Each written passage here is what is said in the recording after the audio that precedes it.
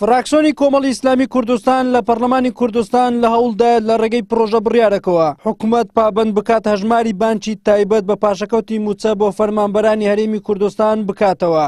لەو ڕێگەیەشەوە موچە خۆران بتوانن پارەی سەرپێچی و ڕسومات و پارەی خزمەتگوزاریەکان بدەن. داوامان کردووە کە چۆن پاشەکەوتە بۆ فەرمانبەران بژێڕێتەوە.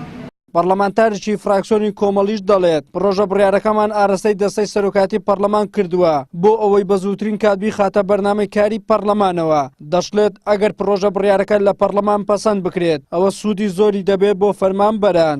لە بارودۆخێکی دژواری وەک ئێستادا ئێمە لە سۆنگەی بەرپرسیارەتیمانەوە وەکو فراکسیۆنی کۆمەڵ پرۆژێکمان پێشکەشی پەرلەمانی کوردستان کردو پێشی سەرۆکاتی پەرلەمان کردو تێدا تەواوی ئیمزامان بۆ کۆ کردوێتەوە.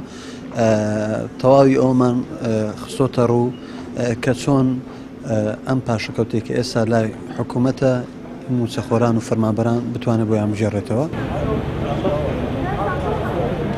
لە سەرەتای ساڵی 2016ەوە حکوومەتی هەرێمی کوردستان کار بە سیستەمی پاشەکەوتی موچەی فەرمانبەران دەکات، ئەوەش بە ئامانجی کەمکردنەوەی خەرجی و زیادکردنی داهات، بەڵام ئەو بڕیارەی حکوومەت قورسای زیاتری خستە سەرشانی فەرمانبەران. ئەندامێکی لێژنەی یاسایی پەرلەمانی کوردستانیش دەڵێت بڕیاری پاشەکەوتکردنی موچە کە لەلایەن حکوومەتەوە دراوە تەواو نایاساییە، پێویستی بە لێپێچینەوە لێپرسینەوە بوو.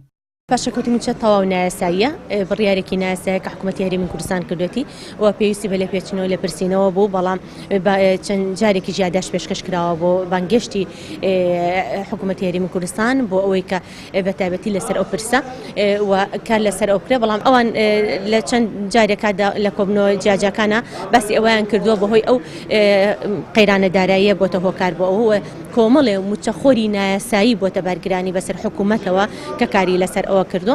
بڕیاری حکوومەتی هەرێمی کوردستان بۆ پاشەکەوتکردنی بڕێک لە موچەی فەرمانبەران بە بیانووی نەبوونی پارەی پێویست بۆ پێدانی موچەی 100% موچەخۆران لە سەرەتای ساڵی 2016ەوە جێبەجێ کراوە. بەپێی سیستەمەکە مانگانە بڕێک لە موچە لە نێوان لە 120 بۆ لە 175 پاشەکەوت دەکرێت و تا ئێستا حکوومەت میکانیزمی دانەوەی ئەو پاشەکەوتەی دیاری نەکردووە، هاوکات بەپێی بڕیارەکە دەبووایە فەرمانبەران مانگانە لە کاتی خۆیدا بە سیستەمی پاشەکەوت موچەکانیان وەربگرن، بەڵام تا ئێستا حکوومەت موچەی مانجی 11 ساڵی ڕابردووی فەرمانبەرانی دابەش نەکردووە.